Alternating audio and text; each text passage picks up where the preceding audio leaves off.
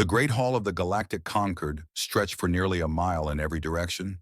Its domed ceiling showed the stars themselves, projected in real time from sensors mounted on the station's hull. Thousands of seats rose in circular tiers around a central platform where speakers addressed the assembly. Representatives from 214 species filled those seats, their forms ranging from the insectoid to the reptilian to things that defied easy description. High Chancellor Morveth stood at the central podium, her silver robes catching the light from the artificial stars above. She was old for her species, nearly 400 years, and she had presided over this summit for the last 60 of them. Her voice carried easily through the translation systems that made communication possible between so many different kinds of minds. "We begin the roll call of member species and invited observers," she announced. "Let the record show attendance for the 47th Annual Summit of Sentient Species." The names came in alphabetical order according to the Concord's standard linguistic protocols. The Athori Collective answered present. The Belmathi Trade Union answered present. On and on it went, a ritual that took nearly an hour to complete. "Terran Confederation," the automated system announced. Silence fell over the Great Hall. Every eye, every sensory organ, every method of perception turned toward a single empty seat in the observer section. The chair had been placed there 47 years ago, when humanity first received an invitation to join the galactic community. It had never been occupied. "Terran Confederation," the system repeated after the standard pause. Nothing. The chair remained empty. A ripple of murmurs passed through the assembly. High Chancellor Morveth made a small notation on her display. "Let the record show that the Terran Confederation has declined attendance for the 47th consecutive year. We shall proceed with the agenda." From his seat in the upper tiers, Ambassador Vreth of the Colossi Dominion let out a bark of laughter. He was a large being, covered in scales that shifted color with his mood. Right now they showed the deep purple of contempt. "Why do we even bother?" he called out, his voice cutting through the formal silence. "The humans are primitive isolationists hiding behind their single star. They have nothing to offer the Concord and nothing to contribute to galactic civilization. I move that we stop wasting time with invitations they will never accept." Several delegates voiced their agreement. The humans were a minor species at best, occupying a small and unremarkable region of space near the galaxy's outer edge. They had been discovered 8 decades ago by a routine survey mission and had been largely ignored ever since. High Chancellor Morveth raised a hand for silence. "The invitation remains open as a matter of protocol. All spacefaring species are entitled to representation in this body. If the humans choose not to exercise that right, it is their loss." The matter was dropped, as it was dropped every year. And the summit moved on to more pressing concerns. The primary topic of discussion was the Rakari hegemony. For the past 30 years, the Rakari had been expanding their territory through conquest. They were a warrior species, proud and ruthless, and they had developed a taste for empire. Dozens of smaller species had already fallen under their rule. Millions of beings now lived as slaves in Rakari space, working in mines and factories to fuel the war machine. Ambassador Kirath of the Rakari hegemony sat in his delegation section, his scarred face showing no expression as speaker after speaker condemned his government's actions. He had heard it all before. Condemnation without consequence. Outrage without action. "The Concord must respond to this aggression," declared the representative from the Salathi Republic. "We cannot stand by while entire civilizations are enslaved." "And what would you have us do?" Ambassador Vreth replied. "Go to war with the hegemony? The cost would be catastrophic. We must pursue diplomatic solutions." "We have pursued diplomatic solutions for 30 years, the Salathi representative shot back. "How many more species must fall before we admit that diplomacy has failed?" The debate continued for hours. Proposals were made and rejected. Sanctions were discussed and deemed insufficient. Military intervention was raised and quickly abandoned as too risky, too expensive, too likely to fail. In the end, the summit produced what it always produced, a strongly worded statement of concern. The Rakari ambassador accepted the document with barely concealed amusement and assured the assembly that his government would give it all due consideration. High Chancellor Morveth watched him go with a heavy heart. She had been presiding over this body for 6 decades, and she had seen this pattern repeat itself too many times to count. The powerful did as they pleased, the weak suffered, and the conquered held meetings. Late that evening, after the formal sessions had ended, Morveth retired to her private chambers aboard the station. Her aide, a young member of her species named Torveth, was waiting with reports and updates. The summit concluded as expected, Morveth said wearily. Another year of accomplishing nothing. Chancellor, there is something you should see. Torveth's voice carried an unusual note of concern. Our intelligence division has flagged some unusual activity in the outer regions. Morveth accepted the data tablet he offered and studied the contents. Her eyes widened. The reports detailed sightings of unknown vessels in deep space, far from any established trade routes or territorial boundaries. The ships were large, larger than anything the Concord's members operated, and they moved with a speed and precision that suggested technology well beyond current standards. Whenever Concord patrols attempted to approach, the ships vanished. These sightings span the last 40 years, Morveth said slowly. Why am I only seeing this now? The reports were filed separately by different patrol commanders in different regions, Torveth explained. No one connected them until one of our analysts ran a pattern recognition study. Chancellor, the origin trajectories all point to the same region of space. Which region? Torveth hesitated. Human space. Morveth set down the tablet. For a long moment she simply stared at the wall, processing the implications. The humans had been dismissed as primitives, isolationists, a species too backward or too frightened to engage with galactic civilization. But if these reports were accurate, has anyone else seen this analysis? She asked. No, Chancellor. The analyst brought it directly to me, and I brought it directly to you. Good. Keep it that way. Morveth picked up the tablet again and studied the data more carefully. The ships in these sightings were not small scout craft or exploration vessels. They were warships. I want continuous monitoring of human space, passive sensors only, nothing that might be detected. And I want daily reports sent to me personally. Yes, Chancellor. May I ask what you suspect? Morveth was quiet for a long time before answering. I suspect that we have made a very dangerous assumption. We assumed that silence meant weakness. We assumed that absence meant irrelevance. She looked up at the artificial stars visible through her window. What if we were wrong? Across the galaxy, in a cramped office aboard a station orbiting a world the Concorde had never bothered to visit, a young analyst named Yuki Tanaka was coming to a similar conclusion. Tanaka worked for the Concorde's intelligence division, assigned to the thankless task of monitoring species that the Concorde considered unimportant. Humanity was at the top of that list. For 3 years, she had reviewed every scrap of data related to the Terran Confederation, and for 3 years she had found nothing of interest, until now. It had started with a simple question. Why did the humans stop attending summits after their first 3 appearances? The official explanation was that they had found the proceedings boring or irrelevant, but Tanaka had dug deeper, accessing archived recordings of those early summits, watching the human observers as they sat in their seats and took notes. They had not looked bored. They had looked angry. The humans had attended the summits during a period when the Concorde was debating how to respond to a different crisis. A species called the Melthari, who were being systematically exterminated by their neighbors. The debates had followed the same patterns she had witnessed today. Condemnation without consequence. Outrage without action. The Melthari were eventually wiped out entirely while the Concorde deliberated. The human observers had watched it all. They had taken their notes, and then they had gone home and never returned. Tanaka pulled up the communication logs from that era. The humans had sent a single message to the Concorde after their final summit appearance. It was brief and formal. The Terran Confederation thanks the Galactic Concorde for its hospitality and declines further participation at this time. Nothing more. No explanation. No complaints.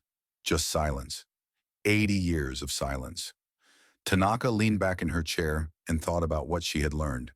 The humans were not isolationists. They were not primitive. They were watching. They had been watching all along, gathering information, studying the galaxy and its power structures. The question was, what were they planning to do with that knowledge? She began typing a report, knowing that it would probably be ignored like all her other reports. But something in her gut told her that this was important. Something was coming. She could feel it. Out in the darkness between stars, far from any world that the Concorde had bothered to map, a fleet was gathering.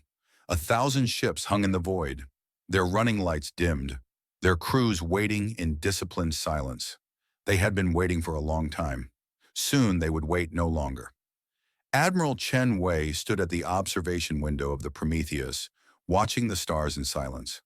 The flagship of the Terran Defense Fleet was enormous, nearly 3 kilometers from bow to stern, and it carried enough firepower to level a small moon. But to Chen, it felt like home. She had served in the fleet for 40 years, rising through the ranks from a young ensign on a patrol corvette to the commander of humanity's most powerful military force. She had never fired a shot in anger against another species. No human had. That was about to change. Admiral, the intelligence briefing is ready. Chen turned from the window to face her aide, Commander Marcus Webb. He was young for his position, barely 50, but he had proven himself a capable officer and a trustworthy confidant. "Show me," Chen said. They walked together to the ship's command center, a vast circular room filled with displays and control stations. The senior staff was already assembled, their faces grim. They had all seen the preliminary reports. The main display activated, showing a recording from the Concorde summit that had concluded 3 days ago. Chen watched as Ambassador Vreth made his contemptuous remarks about humanity. She watched as the assembly debated the Vrikari expansion and ultimately did nothing. She had seen variations of this recording for decades. "Same as always," said Captain Reynolds, the ship's executive officer. "Talk and more talk." "Not quite the same," and Commander Webb said. He adjusted the display to show a different image, a space station in a remote system, far from any major trade routes. "This is Sanctuary Station. It was established 12 years ago as a refuge for survivors fleeing Vrikari conquest.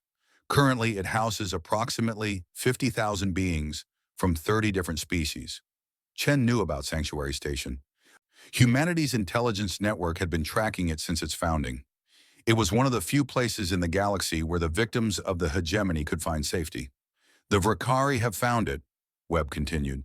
"A battle fleet departed their territory 6 days ago.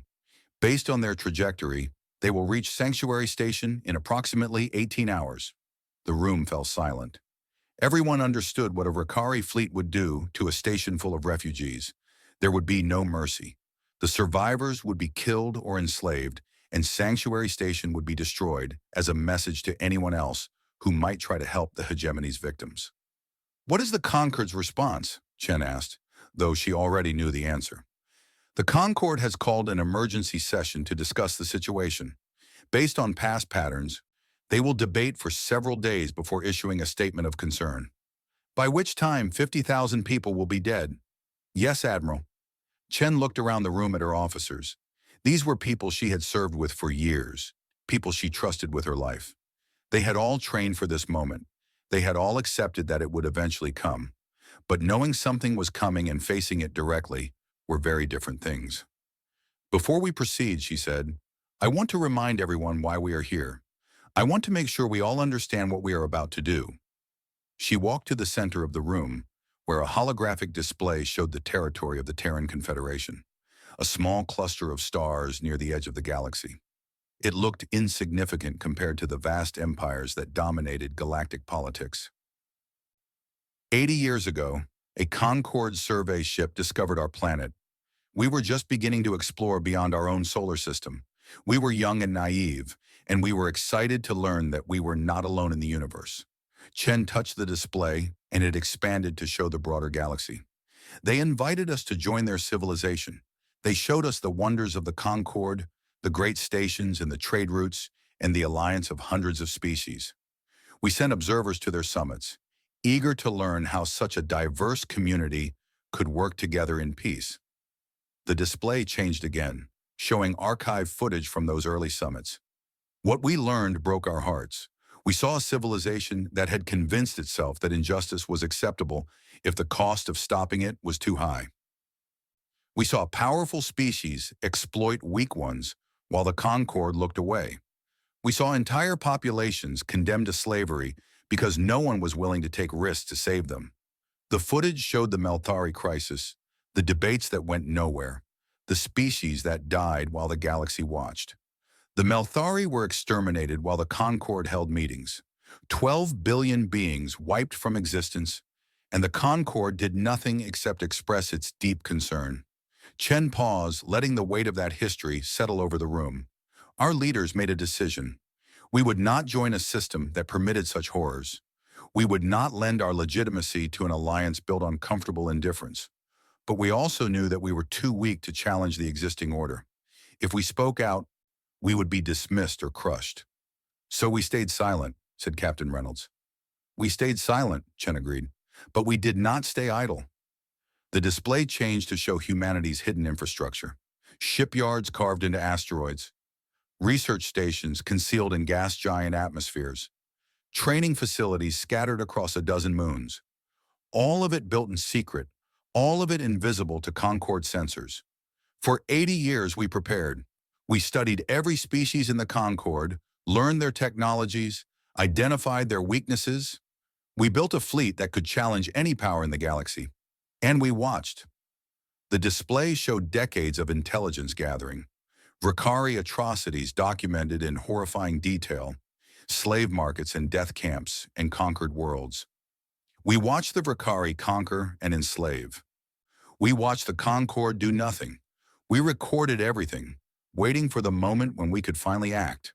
Why did we wait so long? Asked a young lieutenant. If we had this power, why didn't we use it sooner? Chen had asked herself that question many times over the years. The answer was never easy. Because power without wisdom is just another form of tyranny. If we had intervened before we were ready, before we understood the galaxy and its politics, we would have become conquerors ourselves. We would have traded one injustice for another. She looked at the young officer with understanding. It is easy to use power. It is hard to use it well. We waited because we needed time to learn how to be strong without becoming the monsters we opposed. The main display returned to the image of Sanctuary Station and the Rakari fleet approaching it.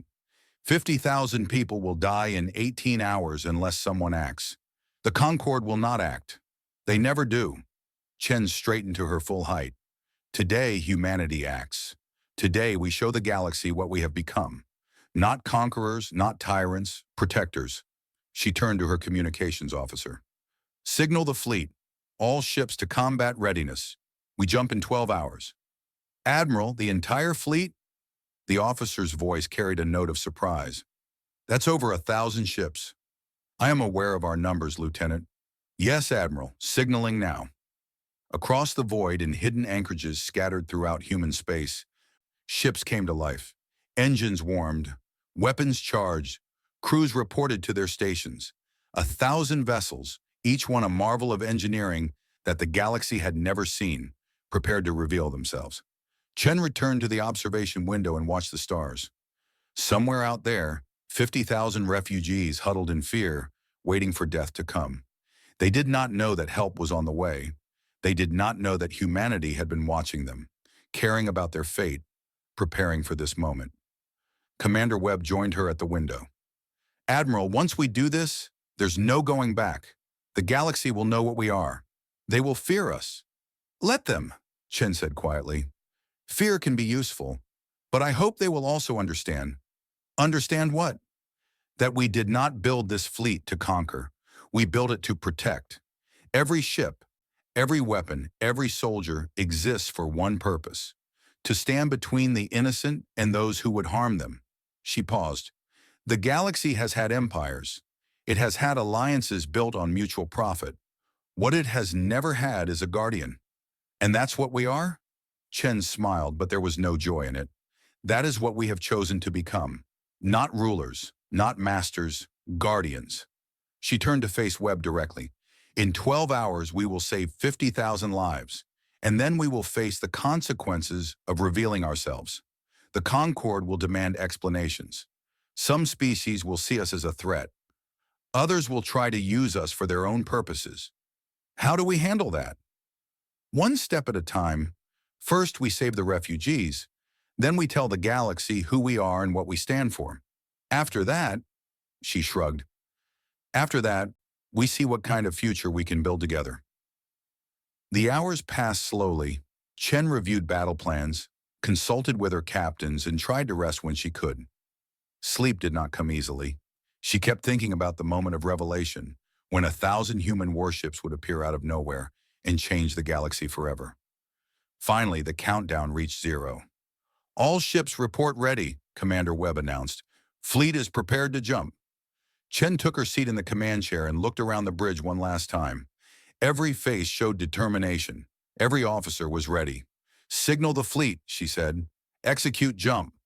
The stars stretched and blurred as 1,000 ships tore through the fabric of space, racing toward a station full of frightened refugees and a Vakari fleet that had no idea what was coming. Humanity was done being silent. Sanctuary Station was dying. The Vakari fleet had arrived 2 hours ahead of schedule, catching the station's defenders completely off guard. Not that there had been much to guard with. A handful of converted cargo ships and a few outdated patrol craft faced a battle group of 60 warships, including 3 heavy cruisers and the flagship of Fleet Commander Torax himself. Station Master Prelith watched the tactical display with growing despair.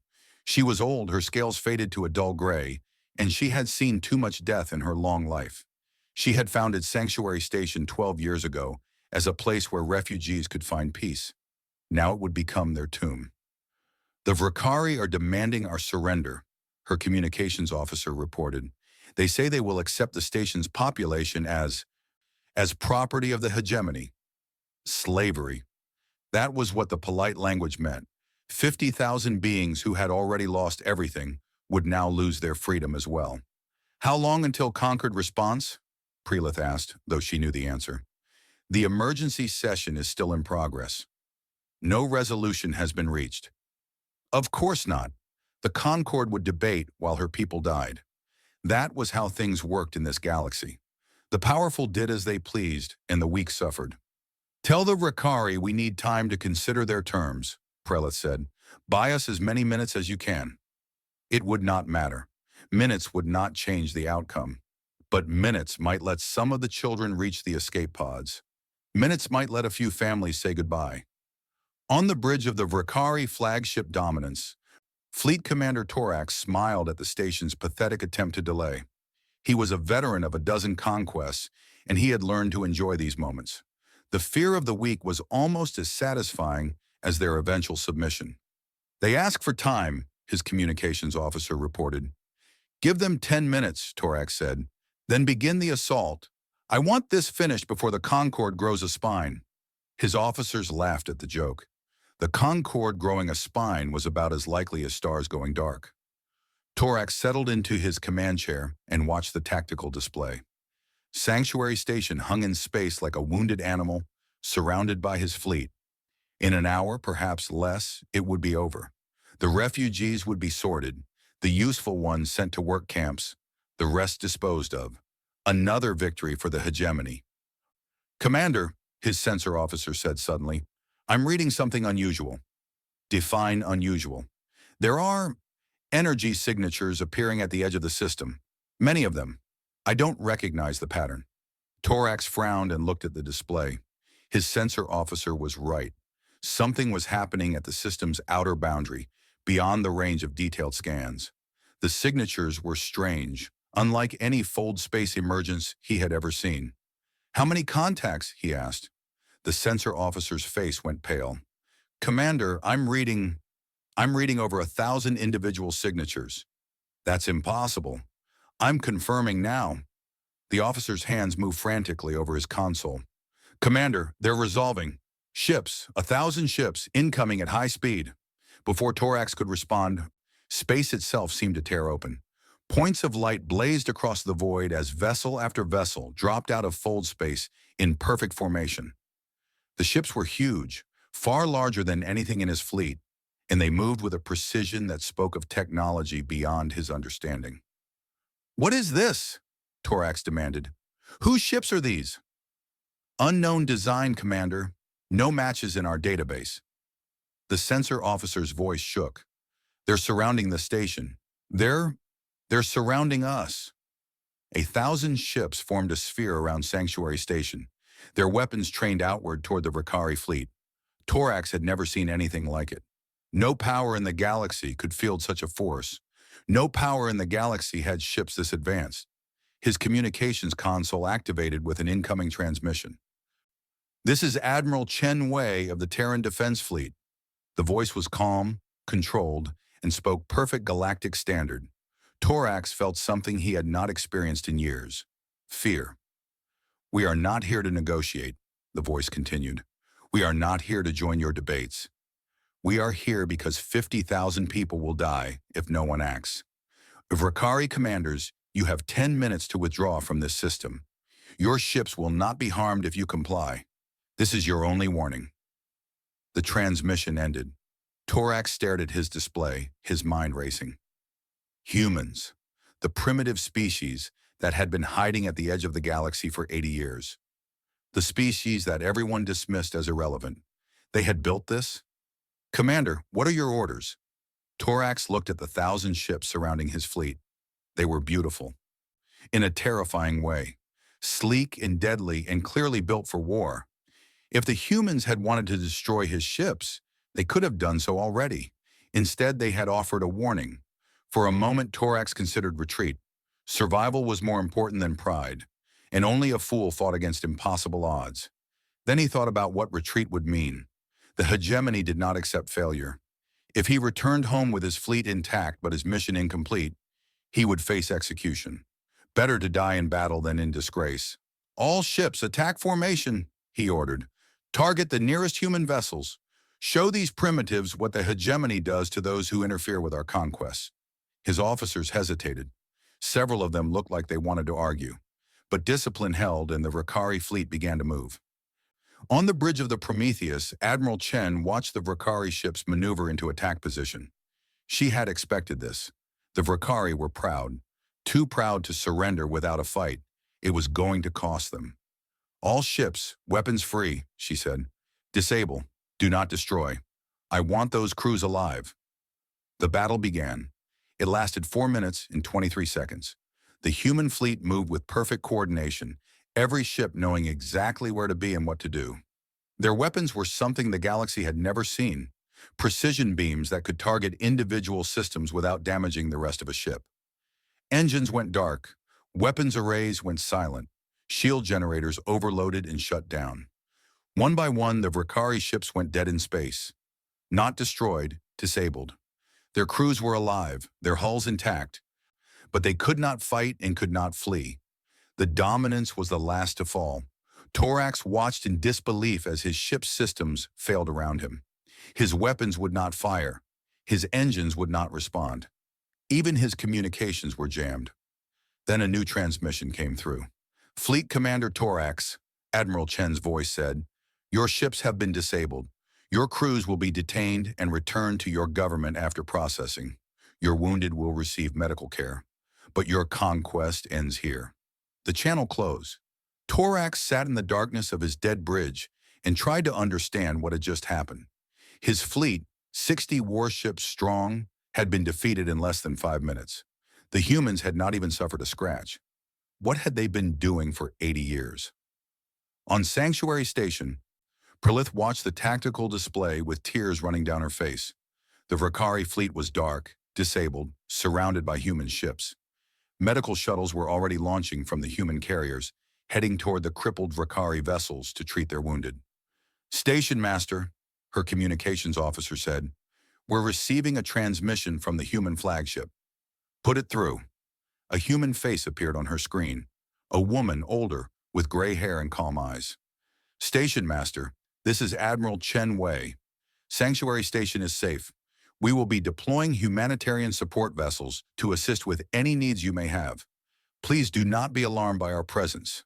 Perlith tried to speak, but her voice caught in her throat. Finally, she managed to ask the question that burned in her mind. "Why?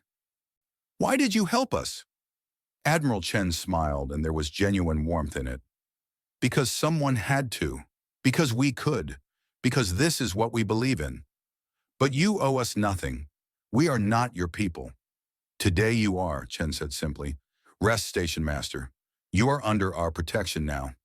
The transmission ended. Prelith sank into her chair and wept. For 12 years she had watched the galaxy ignore the suffering of refugees. For 12 years she had begged the Concord for help that never came. Now from nowhere salvation had arrived. She did not understand it. She was not sure she ever would. But for the first time in longer than she could remember, she felt something she had forgotten existed. Hope. Far away on Velithos Prime, the Concord emergency session had descended into chaos. News of the battle had arrived minutes ago, and the delegates were still trying to process what they had heard. 1,000 human warships. The Vakari fleet disabled in minutes. Technology that made the most advanced Concord vessels look like toys. Ambassador Vareth stood at his podium, his scales shifting through colors that had no name. Fear, rage, disbelief. "This is an act of war," he shouted. "The humans have attacked a hegemony fleet without provocation." "Without provocation?" the Salathi representative shot back. "Your fleet was about to massacre 50,000 refugees. Those refugees were harboring enemies of the hegemony. We had every right. You had no right to anything." The voice cut through the chaos, commanding instant silence. High Chancellor Morveth stood at the central podium, her silver robes catching the light. Her face showed no emotion, but her eyes burned with an intensity that made even Vreth fall silent. "For 80 years we dismissed the humans," she said, her voice carrying to every corner of the Great Hall. "We called them primitive. We called them irrelevant. We assumed that their silence meant weakness." She paused, letting her words sink in. "We were wrong." She touched her console, and the main display activated. It showed the battle, recorded by Concord observation satellites. 1,000 ships emerging from fold space, the Vakari fleet collapsing in minutes, medical teams treating wounded enemy soldiers. "The humans have revealed themselves," Morveth continued, "and now we must decide how to respond. But before we begin that debate, I suggest we consider something carefully." She looked around the chamber, meeting the eyes of delegates from 100 different species. The humans could have destroyed the Vakari fleet. They chose instead to disable it. They could have let the Vakari crews die in space. They chose instead to save them. She let that thought hang in the air. Whatever the humans are, whatever they want, they are not like us. They do not think like us. And perhaps that is exactly what this galaxy needs. The chamber erupted in argument, but Morveth was no longer listening. She was thinking about what came next, about a meeting she would need to arrange with Admiral Chen, about the future of a galaxy that had just changed forever. The humans were no longer watching from the shadows. They had arrived. The medical bay aboard the human carrier ship. Mercy was quiet except for the soft beeping of monitoring equipment. Row after row of beds held wounded Vakari soldiers, their injuries treated, their pain managed, their lives saved by the very species they had been sent to conquer. Lieutenant Karath lay in one of those beds, staring at the ceiling with eyes that could not quite believe what they were seeing. 12 hours ago, he had been preparing to assault a refugee station. Now he was a prisoner of war, and his captors were bringing him water. A human approached his bed. She was small by Vakari standards, with soft brown skin and gentle hands. She wore the uniform of a medical officer and carried a tray of food. "How are you feeling?" she asked in perfect Galactic standard. Karath did not answer immediately. He was trying to understand the situation, and understanding would not come. His ship had been disabled in the battle, its life support failing. He had expected to die in the cold darkness of space. Instead, human rescue teams had cut through the hull and carried him to safety. "Why?" he finally asked. The word came out rough, his voice damaged by smoke inhalation. "Why what?" "Why help me? I am your enemy. My people would have killed everyone on that station." He paused. "We would have killed you." The human medic set down her tray and pulled up a chair beside his bed. "You were following orders," she said. "You were doing what your commanders told you to do. That doesn't make it right, but it doesn't make you evil either." "That's not an answer." "No, I suppose it isn't." She was quiet for a moment. "We help you because that's who we chose to be. We built our fleet to protect the innocent, but we also built it with the understanding that the people on the other side of a battle are still people. You have families. You have dreams. You have value. Kareth shook his head slowly. The hegemony would not show such mercy. If your ships had been disabled, our medics would not have saved your wounded. Your survivors would have been enslaved or executed. I know. Then why? Because we're not you. The words were simple, but they carried weight. We could be like you. We have the power to do whatever we want, but we chose differently. We chose to be better.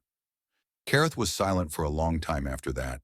He had spent his entire life being told that strength meant domination, that power meant control, that mercy was weakness.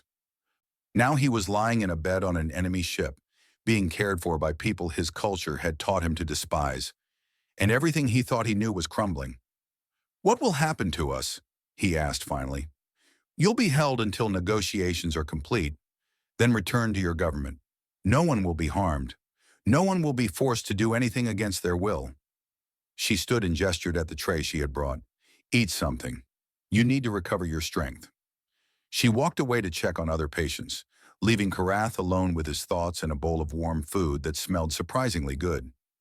On the other side of the galaxy, High Chancellor Morveth's shuttle approached the human flagship Prometheus. She had requested this meeting personally, against the advice of her Security Council, and Admiral Chen had agreed without hesitation.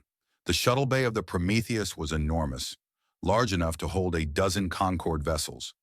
Human officers in crisp uniforms guided her ship to a landing pad, and when the hatch opened, a delegation was waiting to greet her. Admiral Chen stood at the front, flanked by her senior officers. She was smaller than Morveth had expected, but there was a quiet strength in her posture that commanded respect. "High Chancellor," Chen said, extending her hand in the human gesture of greeting. "Welcome aboard." Morveth took the offered hand carefully. Human customs were strange, but she had studied them. "Admiral Chen, thank you for agreeing to meet with me.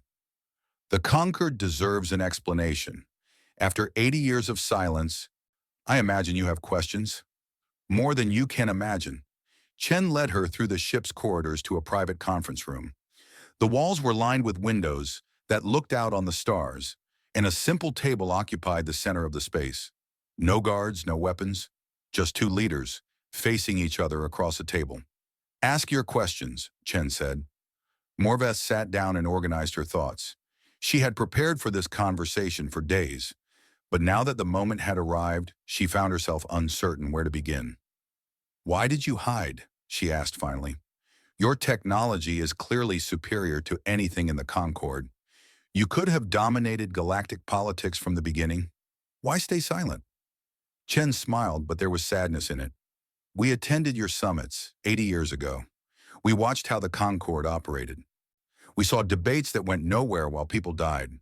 We saw powerful species exploit weaker ones while the Alliance looked away." She paused. "We decided that we did not want to be part of that system. So you chose isolation? We chose preparation. There's a difference." Chen leaned forward. "If we had revealed ourselves before we were ready, before we understood the galaxy and its politics, we would have become just another empire. We would have used our power for conquest, because that is what power does when it lacks wisdom. And now, what do you want now? We want to build something better. A galaxy where the strong protect the weak instead of exploiting them. A civilization where debates actually lead to action, where suffering is not ignored because intervention is inconvenient." Morveth considered this carefully. "Pretty words. But how do I know you won't simply impose your vision by force? Your fleet could crush the Concorde if you chose to attack." "Yes, it could." Chen's voice was calm, matter of fact. "But we won't. We did not spend 80 years building this fleet so we could become tyrants. We built it so we could be guardians." "Guardians of what?" "Of everyone. Every species, every civilization, every individual being who needs protection. The galaxy has had empires. It has had alliances built on mutual profit. What it has never had is a power that exists solely to defend those who cannot defend themselves." Morveth was quiet for a long moment. In her centuries of life, she had met many leaders, heard many speeches, witnessed many promises. Most of them had been lies. But there was something in Chen's eyes, something genuine, that made her want to believe. "What do you want from the conquered?" she asked. "Partnership. Not submission, not tribute, not control. Partnership. We want to work with species who share our values, who believe that the strong have a responsibility to protect the weak." Chen stood and walked to the window. "The Vrikari are not going to stop. This defeat will only make them more determined. Eventually, they will rebuild their fleet and try again. The only way to stop them permanently is to build something strong enough to make aggression impossible. A new alliance, a coalition, open to any species willing to commit to its principles.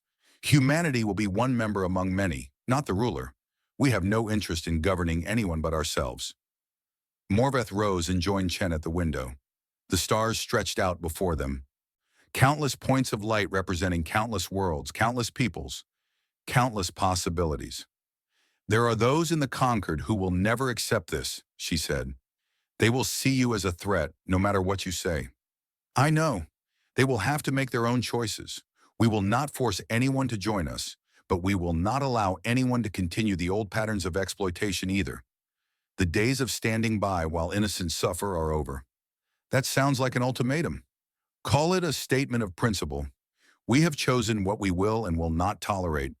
Others can choose how to respond. Morveth turned to face Chen directly. "I have been the High Chancellor for 60 years. I have watched the Concord fail over and over to live up to its ideals. I have watched species be enslaved while we debated the proper response. I have hated myself for my inability to change things." She paused, and when she spoke again, her voice was thick with emotion. "I do not know if I trust you, Admiral. I do not know if your vision is possible. But I know that the old way is broken. If there is even a chance of building something better, I want to be part of it." Chen smiled, and this time there was warmth in it. "Then let's begin." 3 days later, Admiral Chen addressed the Galactic Concord. The Great Hall was packed, every seat filled, every species represented. The tension in the air was thick enough to cut. Some delegates looked at Chen with fear. Others looked at her with hope. Most simply looked confused. Chen stood at the central podium, alone, unarmed, facing the judgment of a galaxy. "I know you have questions," she began. "I know you're afraid. A new power has emerged from nowhere, with technology you do not understand and intentions you cannot guess. In your position, I would be afraid too." She looked around the chamber, meeting as many eyes as she could. "Let me tell you who we are. 80 years ago, humanity discovered that we were not alone in the universe. We were invited to join your civilization, and we sent observers to learn about your ways. What we learned broke our hearts." The display behind her activated, showing images that many in the chamber would rather forget. The Melthari crisis, the debates that went nowhere, the species that died while the Concord did nothing. We watched 12 billion beings die while this body discussed the proper response. We watched the Vrikari enslave millions while you debated sanctions. We watched atrocity after atrocity, and we made a decision. Chen's voice hardened. We decided that we would never be part of a system that permitted such horrors. But we also decided that when we finally acted, we would not become the monsters we opposed. She gestured, and the display changed to show the battle at Sanctuary Station. The 1,000 ships, the Vrikari fleet disabled in minutes, the medical teams treating wounded enemies. We built our fleet to protect the innocent. We built it with the power to destroy any force that threatens the helpless. But we also built it with the discipline to show mercy, to save lives even when destruction would be easier. That is who we are. That is what we stand for." Chen paused, letting her words sink in. "I am not here to threaten you. I am not here to demand your submission. I am here to offer you a choice. You can continue as you have been, debating while innocents suffer, maintaining a status quo that benefits the powerful at the expense of the weak. Or you can join us in building something new." "What exactly are you proposing?" Ambassador Vreth demanded. His voice was hostile, but Chen could hear the fear beneath it. "A coalition, open to any species willing to commit to its principles, that the strong must protect the weak, that aggression cannot be tolerated, that suffering must be answered with action. Humanity will be one voice among many, not the ruler of anything. We seek partners, not subjects. And if we refuse, then you refuse. We will not force anyone to join, but we will also not allow the old patterns to continue. If another species is threatened, if another population faces slavery or extinction, we will act. With or without the Concord's approval, the chamber erupted in argument, but Chen simply stood and waited for the noise to subside. You have 80 years of silence to consider, she said finally. 80 years during which humanity watched and learned and prepared. We could have acted sooner. We chose to wait until we were ready to do it right. She looked around the chamber one last time. Now we are ready. The question is, are you? She stepped down from the podium and walked out of the Great Hall, leaving 200 species to debate their response to a future that had already arrived. The galaxy would never be the same. 1 year had passed since the battle at Sanctuary Station, and the galaxy had transformed. The Vakari hegemony was no more, not because humanity had destroyed it, but because its own subjects had risen up against it. When the conquered peoples saw that resistance was possible, when they learned that a power existed that would protect them, they found courage they had forgotten they possessed. World after world threw off hegemony rule. The great empire collapsed from within, and the Vakari themselves were left to face the consequences of their centuries of cruelty. The Galactic Concord had fractured. Some species clung to the old ways, retreating into their own territories and hoping to avoid the changes sweeping through civilization. Others had joined the new coalition that humanity had helped create, committing themselves to principles they had long claimed to believe but never practiced. Admiral Chen Wei stood at the observation window of a space station orbiting a world called New Dawn. It had been a Vakari mining colony 6 months ago, worked by slaves from a dozen different species. Now it was a sanctuary, a place where former slaves could heal and rebuild their lives. Human volunteers worked alongside beings from across the galaxy, building homes and schools and hospitals. Medical teams treated injuries that some victims had carried for years. Teachers helped children learn to read and write in their own languages, skills that the hegemony had forbidden.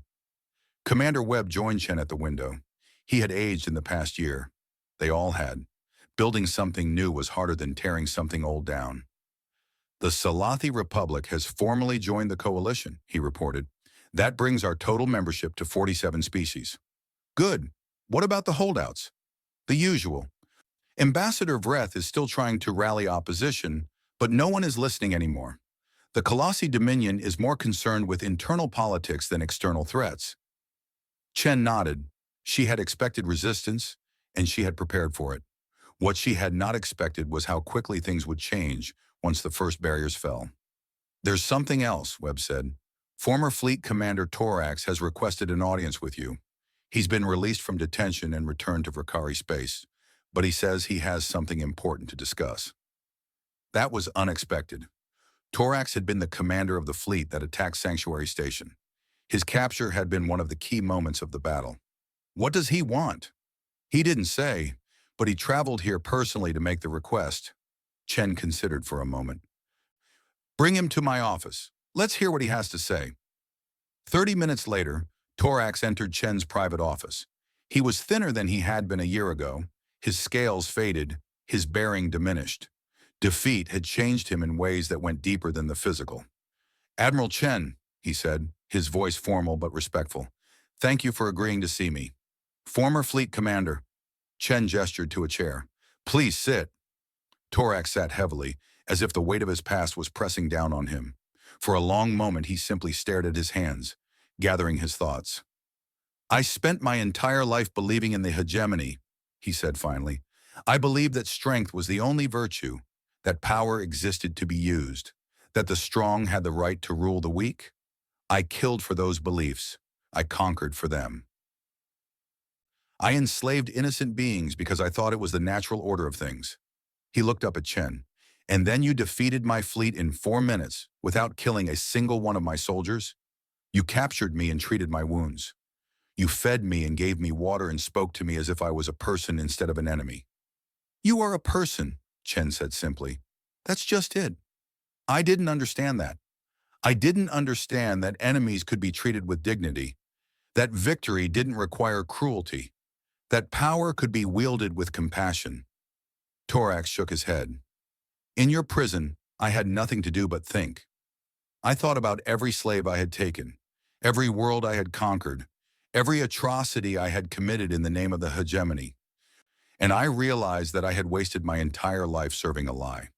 Chen listened without interrupting. She had seen this before, in other Ricari prisoners who had been transformed by their experience of human mercy. It was one of the things that gave her hope for the future. The hegemony is gone, Torax continued. My people are scattered and broken. We have nothing left except our shame. He straightened in his chair, some of his old military bearing returning. But I have decided that shame can be the beginning of something new. I have come to offer my services to the coalition. That was surprising. In what capacity? Whatever capacity you think is useful. I know Vrikari military tactics better than anyone alive. I know the locations of hidden weapons caches, the identities of war criminals who escaped justice, the secrets that the hegemony kept even from its own people. He paused. And I can speak to other Vrikari, the ones who are lost and confused, who don't know how to live in a galaxy without conquest. I can show them that change is possible. Chen studied the old warrior carefully. She had learned to read people over her long career, and what she saw in Torax was genuine. The arrogance was gone, burned away by defeat and reflection. What remained was someone searching for redemption. You understand that many species will never forgive the Ricari for what was done to them, she said. You may spend the rest of your life being hated for crimes you cannot undo. I understand, but I have to try. I have to do something to balance the scales, even if the balance can never be fully restored. He met her eyes directly. You humans have a saying, I'm told. Something about the longest journey beginning with a single step. Chen smiled. We do say that. Then let this be my first step. Whatever you need, whatever I can contribute, I am willing. I am not asking for forgiveness. I am asking for the chance to earn it. Chen was quiet for a long moment, considering. Finally, she nodded. We have a program for former hegemony soldiers who want to make amends. You would start at the bottom, doing whatever work is needed, following orders instead of giving them. It would not be easy. I did not expect it to be. Then welcome to the coalition, Torax. Let's see what you're made of when you're building instead of destroying. That evening, Chen attended a ceremony on New Dawn's surface. A new community center was being dedicated, built by volunteers from a dozen species, designed to serve as a gathering place for the settlement's growing population. The crowd was diverse in ways that would have been unthinkable a year ago. Former slaves stood beside former masters. Species that had been at war for centuries worked together to string lights and arrange chairs. Children played together without any awareness of the historical barriers their parents had known. A young woman approached Chen as the ceremony concluded. She was from one of the species that had been conquered by the hegemony, her people reduced to a few thousand survivors before the coalition liberated them. Admiral Chen? She was nervous, her translator working overtime to convert her native tongue. May I speak with you? Of course. I wanted to thank you. My family went. We were slaves for 3 generations. My grandmother died in the mines. My mother worked until her body broke. I was born in chains. Tears filled her eyes. And now my children will be born free because of what you and your people did. Chen felt her own eyes stinging. We did what anyone should have done a long time ago. But no one else did. You did. The young woman reached out and took Chen's hand. Is it true that your people waited 100 years to act? That you could have come sooner? It was a question Chen had been asked many times, and she still struggled with the answer. Yes, it's true. We could have revealed ourselves earlier. Why didn't you? Chen looked out at the crowd, at the former slaves and the former soldiers learning to live together, at the children who would never know the horrors their parents had survived. Because we would have come as conquerors, not liberators. We needed time to learn how to be strong without becoming the monsters we opposed. The young woman considered this. And now? What happens now? Chen smiled, remembering a conversation with High Chancellor Morveth a year ago, when everything had seemed uncertain and the future had been impossible to predict. Now we build something worth protecting. The ceremony ended, and the crowd dispersed into the warm evening air. Chen walked through the settlement, watching families return to their homes. watching lights come on in windows, watching a community take shape out of the ruins of empire. A year ago, humanity had arrived at Sanctuary Station with 1,000 warships and changed the galaxy forever. But the warships were not what mattered.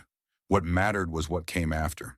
The choices, the principles, the hard work of building something new. The coalition was not perfect. It never would be. There would be conflicts and setbacks and moments when the old patterns tried to reassert themselves. But there would also be progress, slow and steady, toward a future where the strong protected the weak instead of exploiting them. Chen returned to her shuttle as the stars came out overhead. She had work to do tomorrow, meetings with new member species, negotiations with holdouts, plans for the next phase of reconstruction. The work would never truly be finished. But that was all right. That was the nature of hope. The galaxy had been ruled by empires for millennia. It had been governed by alliances built on mutual profit and calculated self-interest. It had never had a guardian, a power that existed solely to protect those who could not protect themselves. Now it did. And somewhere in the vastness of space, aboard the Prometheus and 1,000 other ships, humanity stood ready to answer whenever the innocent called for help. Not as conquerors, not as masters, not as rulers of anything but themselves, but as something the galaxy had never seen before and might never fully understand, as guardians. The empty chair at the Concord summit was occupied now. Humanity had finally taken its seat among the stars, and the work of building a better future had only just begun.